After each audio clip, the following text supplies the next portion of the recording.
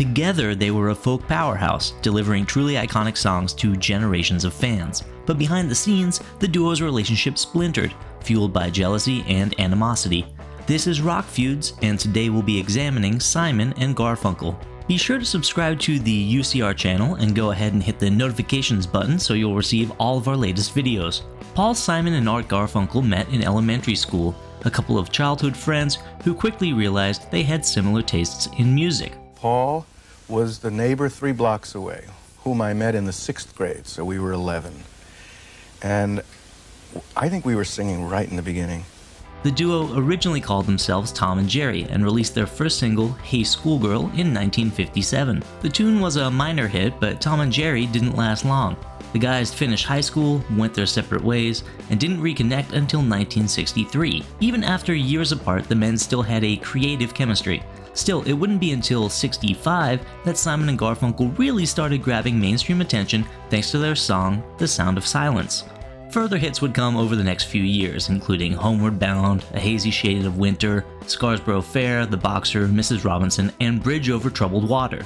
By 1970, Simon and Garfunkel were one of the biggest acts in the world. So everything was great, right? Not quite. Take 2 married people. A situation comes up that they could get polarized over, and they could get dogmatic, and they could dig in their difference of opinion. They both may feel, this issue is about my integrity, I must take my stand. What's even larger than the so-called my integrity is yielding for yielding's sake. See, despite their onstage chemistry, Paul Simon and Art Garfunkel were very different personalities and routinely clashed. Making matters worse, personal vendettas that had been festering for years. Remember those early Tom and Jerry days? Well, after Hey Schoolgirl, Simon was offered a deal to release some solo singles. He agreed without telling his music partner.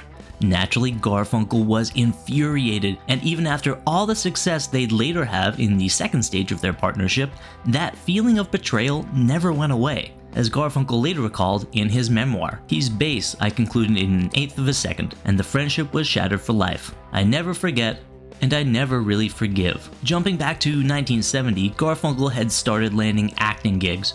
Rather than working on a new album with Simon, he took a role in the film Carnal Knowledge, a choice that outraged his musical partner. "He knew how I'd feel, but he did it anyway," Simon said in his biography, The Life. "I thought, fuck you. I'm not gonna do that." And the truth is, I think if Artie had become a big movie star, he would have left. Instead of just being the guy who sang Paul Simon songs, he could be Art Garfunkel, a big star all by himself. When he agreed to make Carnal Knowledge, something was broken between us. I just wanted to move on. We were finished. In the summer of 1970, both men went their separate ways and focused on their respective solo careers. Occasionally, they'd reconnect for a reunion show or a charity benefit, and then in 1975, they famously went on Saturday Night Live, even joking about their uncomfortable breakup. Things continued in this civil yet separate way until 1981, when the duo triumphantly returned for a free concert in New York Central Park. More than 500,000 people attended the show, which would also be released as a live album. Just as important, Simon and Garfunkel enjoyed the experience so much that they decided to hit the road together once more. Though the 1982 trek started with positive vibes, things soon broke down again, and by the end of the 46-date tour, the guys weren't even speaking to each other. By now, I'm sure you see the trend. The guys fight, they break up, they go their separate ways, they reconnect, they bond over music, they fight again, the cycle starts all over.